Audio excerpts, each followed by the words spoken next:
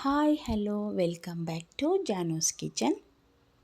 ಒಂದು ಹೊಸ ವಿಧಾನದಲ್ಲಿ ತುಂಬ ಸರಳವಾಗಿ ಮತ್ತು ರುಚಿಯಾದ ಪುಂಡೆ ಪಲ್ಯ ಹೇಗೆ ಮಾಡೋದು ನೋಡೋಣ ಬನ್ನಿ. ಮೊದಲಿಗೆ ನಾನಿಲ್ಲಿ 1 ಕಪ್ನಷ್ಟು ಬೇಳೆನ ತೊಳ್ಕೊಂಡು ಒಂದು ಕುಕ್ಕರಲ್ಲಿ ಹಾಕ್ಕೊಳ್ತಾ ಇದ್ದೀನಿ. ಇದಕ್ಕೆ 1 ಗ್ಲಾಸಷ್ಟು ನೀರು ಹಾಕ್ಕೊಂಡಿದ್ದೀನಿ. ಬೇಳೆ ಎಷ್ಟಿದೆ ನೋಡಿಕೊಂಡು ರುಚಿಗೆ ತಕ್ಕಷ್ಟು ಉಪ್ಪು ಹಾಕ್ಕೊಳ್ಳಿ.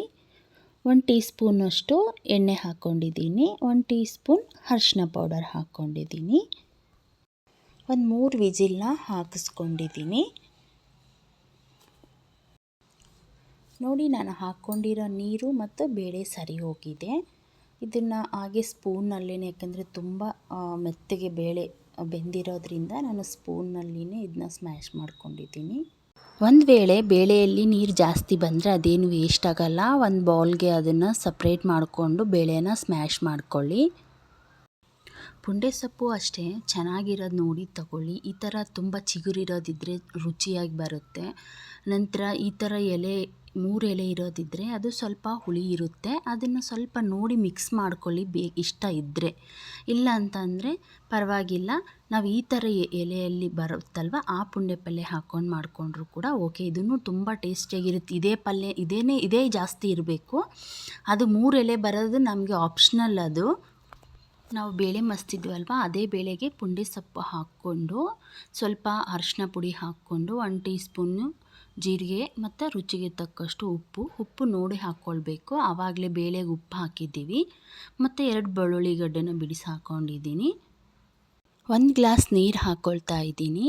ನಿಮಗೇನಾದರೂ ಬೇಳೆ ಬೇಯಿಸಬೇಕಾದ್ರೆ ನೀರು ಉಳಿದಿದ್ರೆ ಅದನ್ನು ಇದರಲ್ಲಿ ಆ್ಯಡ್ ಮಾಡಿಕೊಂಡು ನೀರು ನೋಡಿ ಹಾಕ್ಕೊಳ್ಳಿ. ಎಲ್ಲ ಸೇರಿ 1 ಗ್ಲಾಸ್ ಆಗೋ ಹಾಗೆ. ಮೆಣಸಿನ್ಕಾಯಿ, ಕೊತ್ತಂಬರಿ ಮತ್ತು ಕರಿಬೇವನ್ನ ಹಾಕ್ಕೊಂಡಿದ್ದೀನಿ. ಮೆಣಸಿನ್ಕಾಯಿನ ಸ್ವಲ್ಪ ಜಾಸ್ತಿನೇ ಹಾಕ್ಕೊಳ್ಳಿ, ಚೆನ್ನಾಗಿರುತ್ತೆ. ಈಗ ಮತ್ತೆ ನಾನು ಇದನ್ನು 4 ವಿಜಿಲ್ ಹಾಕಿಸ್ಕೊಳ್ತಾ ಇದ್ದೀನಿ.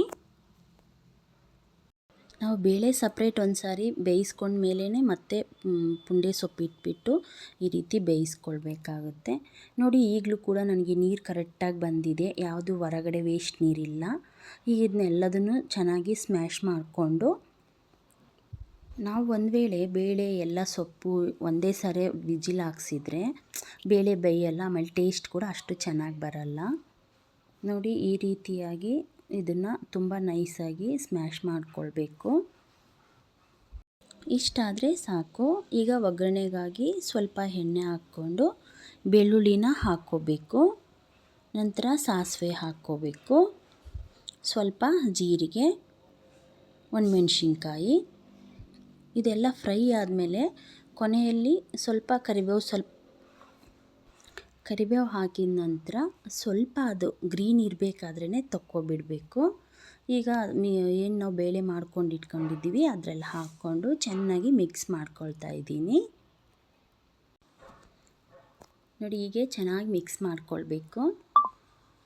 ಇದು ಮಿಕ್ಸ್ ಮಾಡಿ ಸೈಡ್ಗೆ ಇಟ್ಕೊಂಡು ಒಂದು ಹಸಿಯಾದ ಸೌತೆಕಾಯಿ ಮತ್ತು ಈ ಸೈಜಲ್ಲಿ ಒಂದು ಈರುಳ್ಳಿನ ಚಿಕ್ಕದಾಗಿ ಕಟ್ ಮಾಡಿಕೊಂಡು ಹಸಿಯಾಗಿಯೇ ಈ ಪುಂಡೆ ಪಲ್ಯ ಬೇಳೆ ಏನು ಮಾಡ್ಕೊಂಡಿದ್ದೀವಿ ಅದರಲ್ಲಿ ಹಾಕ್ಕೊಂಡು ಬಿಡಬೇಕು. ಮೇಲೆ ಒಂದು ಸ್ವಲ್ಪ ಕೊತ್ತಂಬರಿನ ಕಟ್ ಮಾಡಿ ಹಾಕ್ಕೊಂಡು ಚೆನ್ನಾಗಿ ಮಿಕ್ಸ್ ಮಾಡ್ಕೊಳ್ತಾ ಇದ್ದೀನಿ. ಇದನ್ನು ಸ್ಕಿಪ್ ಮಾಡ್ಕೋಬೇಡಿ, ಯಾಕೆಂದರೆ ಇದು ಹಸಿಯಾಗಿ ಕಟ್ ಮಾಡಿ ಹಾಕ್ಕೊಂಡಿರ್ತೀವಿ. ತಿನ್ನಬೇಕಾದ್ರೆ ಮಧ್ಯದಲ್ಲಿ ಇದು ಬಾಯಲ್ಲಿ ಸಿಗೋದ್ರಿಂದ ರುಚಿ ತುಂಬ ಚೆನ್ನಾಗಿರುತ್ತೆ. ಇಷ್ಟು ಮಾಡಿಕೊಂಡ್ರೆ ಸಾಕು, ನಮ್ಮ ಹೊಸ ಪುಂಡೆ ಪಲ್ಯ ರುಚಿ ಸವಿಯಲು ಸಿದ್ಧ ಆಗುತ್ತೆ. ಜೊತೆಗೆ ಈ ಜೀರಿಗೆ ಮೆಣಸಿನ್ಕಾಯಿ ಕರೆದಿರೋದು, ಈರುಳ್ಳಿ, ಸೌತೆಕಾಯಿ, ಸಂಡಿಗೆ ನಿಮ್ಗೇನು ಬೇಕಾದರೂ ಹಾಕ್ಕೋಬೋದು. ಇದು ನೋಡಿ ಪುಂಡೆ ಪಲ್ಯ ಚಟ್ನಿ. ಇದು ವರ್ಷಗಟ್ಟಲೆ ಇಟ್ಟರೂ ಏನೂ ಆಗಲ್ಲ. ನಾವು ಯಾವಾಗಾದರೂ ಏನೂ ತರಕಾರಿ ಇಲ್ಲ ಅಂದರೆ ಬಿಸಿ ರೈಸ್ಗೆ ಅದನ್ನು ಮಾಡ್ಕೊಂಡು ಇಟ್ಕೊಂಡಿದ್ರೆ ಕಲಿಸ್ಕೊಂಡು ತಿಂದರೆ ರುಚಿ ತುಂಬ ಚೆನ್ನಾಗಿರುತ್ತೆ.